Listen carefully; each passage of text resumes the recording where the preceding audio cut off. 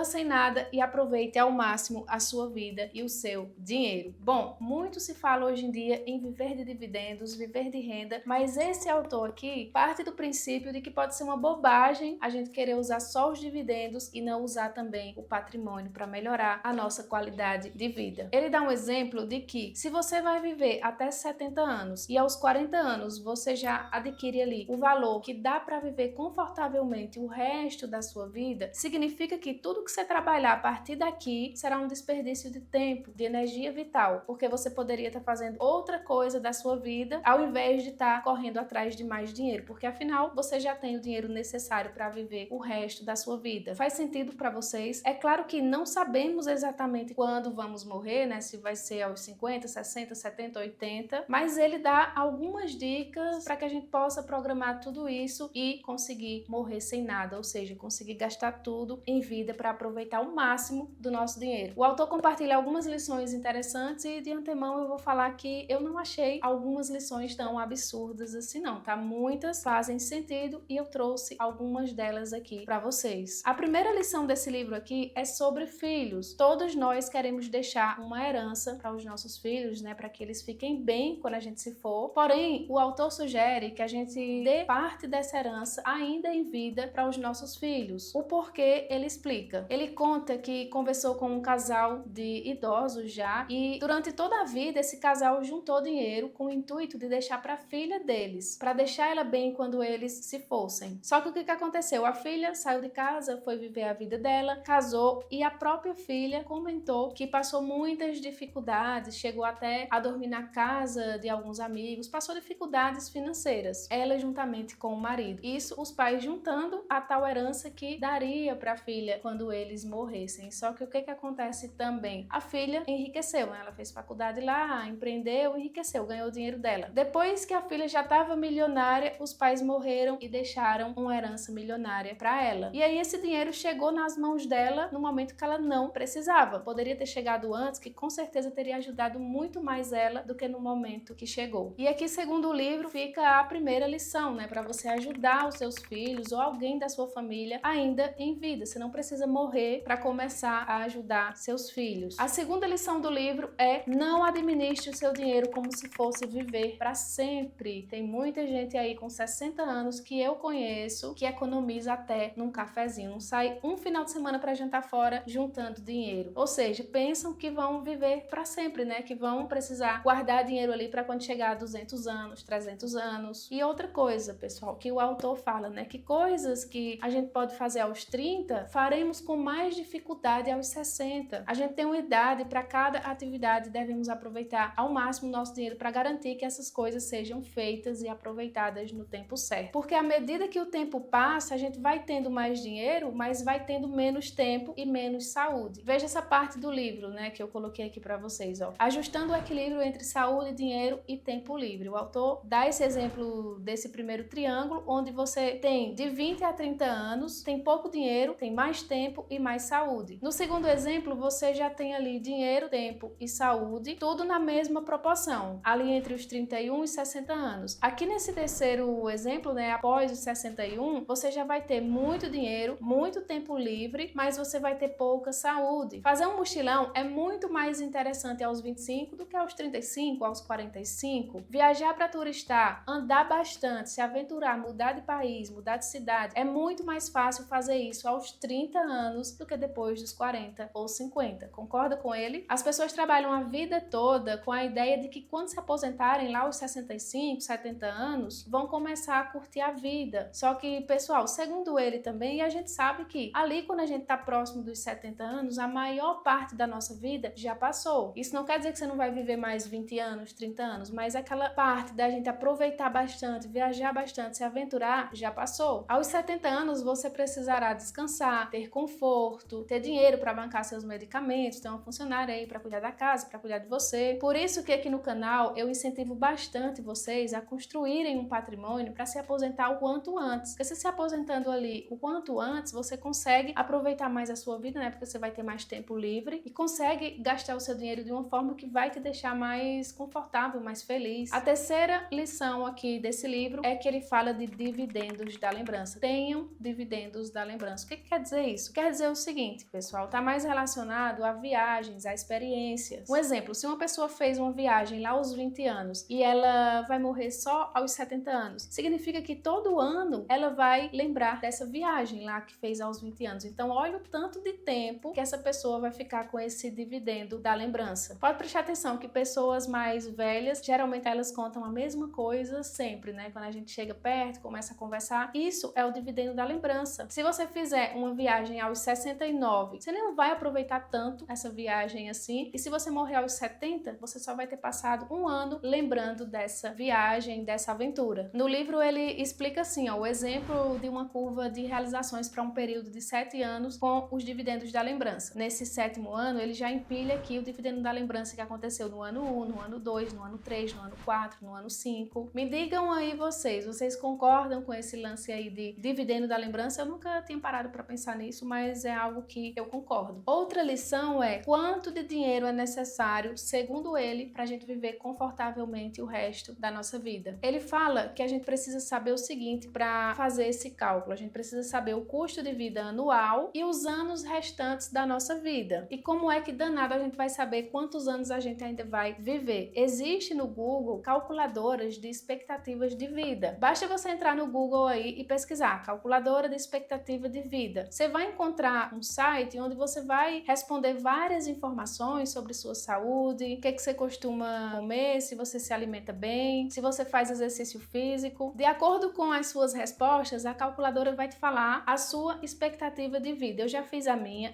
deu 87. Agora a gente vai preencher aqui, ó, custo de vida anual. Eu coloquei aqui um exemplo de 60 mil, que dividindo 60 mil por 12 meses dá 5 mil por mês. E vou preencher aqui, ó, anos restantes. Me restam, segundo essa calculadora aqui, 55 anos. Deu que eu vou viver até 87, menos 32 anos que eu tenho hoje, daqui 55 anos restantes. Segundo o autor, quanto eu preciso de dinheiro para viver o resto da vida? Basta eu fazer o seguinte, 60 mil vezes 55 anos, que vai dar 3 milhões e 300 mil. Só que já adianto que ele mesmo fala que vai dar um número muito grande e que com toda certeza você precisa de muito menos para viver. Eu tenho aqui uma planilha que eu vou fazer um exemplo semelhante ao que o autor nos orientou. Então nessa planilha eu vou colocar aqui 500 mil, o saque anual de 60 mil reais, afinal eu quero 5 mil todos os meses durante esses 55 anos. Já preenchi aqui, né, minha idade restante, os anos que eu vou viver, segundo a calculadora de expectativa de vida. A taxa anual, vou colocar 10%. Hoje em dia, a gente já consegue investimentos aqui de 12%, só que vou colocar uma taxa conservadora de 10%. Note que na minha planilha aqui, deu que no ano 19 o meu dinheiro vai acabar, se eu continuar fazendo esses saques aqui de 60 mil reais por ano. Ó, eu tinha 500 mil, aí peguei 60 mil, já fiquei aqui com 440 mil. Aí ele foi acabando. Foi rendendo os 10% ao ano, só que mesmo assim eu tô tirando mais dinheiro e esse patrimônio aqui de 500 mil não se sustenta por esse tanto de ano aqui. Aí eu buscando equilibrar o exemplo com o exemplo do livro, cheguei aqui a 650 mil e aí sim, ó, se eu começar retirando aqui 60 mil e continuar retirando esses 60 mil, o meu dinheiro ele vai ser infinito, porque mesmo eu tirando 60 mil todo ano, o meu dinheiro tá rendendo isso aqui, ó, 10% ao ano. E eu tô tirando menos de 10% para viver. Agora, se eu colocar o que o cálculo inicial sugeriu, que foi 3 milhões e 300 mil, é dinheiro que não acaba mais. Nem que a gente vivesse 30 vidas, a gente precisaria gastar esse dinheiro aqui, porque rendendo a 10% ao ano, ele iria crescer a passos muito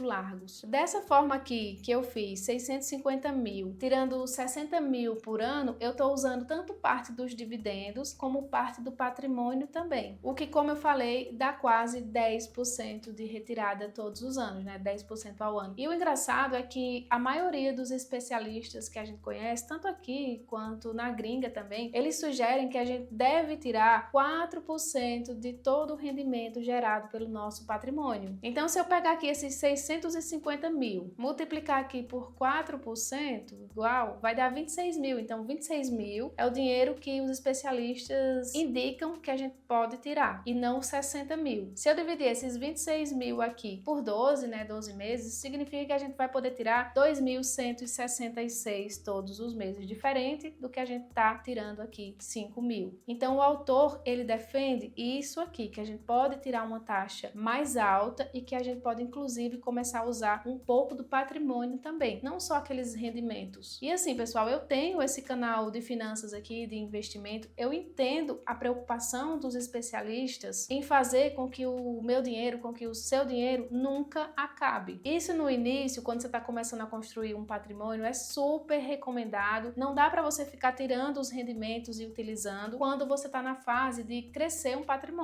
Mas quando você já está aposentado, né, você já construiu o seu patrimônio, a história é outra. Então eu concordo sim em partes com o autor. Só que tem outro porém, né? Eu vi que eu poderei viver até os 87 anos, mas e se eu viver 90, 95, 100 anos? No momento que eu vou mais precisar, o meu dinheiro vai acabar e aí, como é que eu fico? Por isso que nessa parte de gastar tudo e morrer exatamente sem nada, eu não concordo. Então, eu concordo com a primeira lição, né, a parte dos filhos, eu concordo com essa parte de dividendos da lembrança, eu concordo que a gente não deve viver como se fosse viver para sempre e concordo com gastar parte do patrimônio lá na frente. Quando você se aposenta, você deve sim utilizar para garantir que você tenha uma qualidade de vida melhor, principalmente se você é daquele tipo de pessoa que não quer deixar tudo para os filhos. Essa parte é engraçada, né? Porque imagina, depois que eu juntei 1 milhão, eu fiquei pensando, imagina conseguir aí no decorrer de toda a vida 5 milhões e você não usar esses milhões para viajar de primeira classe, para fazer algumas coisas caras e confortáveis só para poder deixar uma herança para os filhos. Por isso que usar parte do patrimônio fará sim parte dos meus planos futuros. Aqui é importante eu te dizer que esse livro, Morra Sem Nada, ele não defende que aquela pessoa, por exemplo, que está endividada, que não tem nada, que está zerado, ele não defende que essa pessoa continue sem nada e morra sem nada. Ele defende que pessoas que já têm um patrimônio comecem a gastar mais esse patrimônio em prol de si mesmos para tentar aproveitar o máximo do dinheiro, tá? Que fique bem claro, porque às vezes tem pessoas que não gostam de juntar dinheiro, de construir um patrimônio, não tem essa mentalidade de enriquecer e construir um patrimônio, vai pensar, olha aí, eles defendendo para morrer sem nada, então vou continuar assim. Esse livro aqui não é para você que pensa assim, beleza? Antes de ir embora, eu aproveito para lembrar que amanhã, na segunda-feira, dia 27 de janeiro, eu vou abrir as inscrições para o meu treinamento completo de finanças e investimento e você vai conseguir lá aprender sobre ações, fundos imobiliários, investimento no exterior, vai aprender a construir um patrimônio para você aproveitar melhor sua vida e seu dinheiro. Vou deixar o link da lista de espera aqui na descrição. Talvez quando você estiver vendo esse vídeo aqui, as inscrições já estejam abertas e você poderá garantir sua vaga. Se ainda não estiver aberta, basta clicar e se inscrever na lista de espera, tá? Um beijo para vocês e até o próximo vídeo.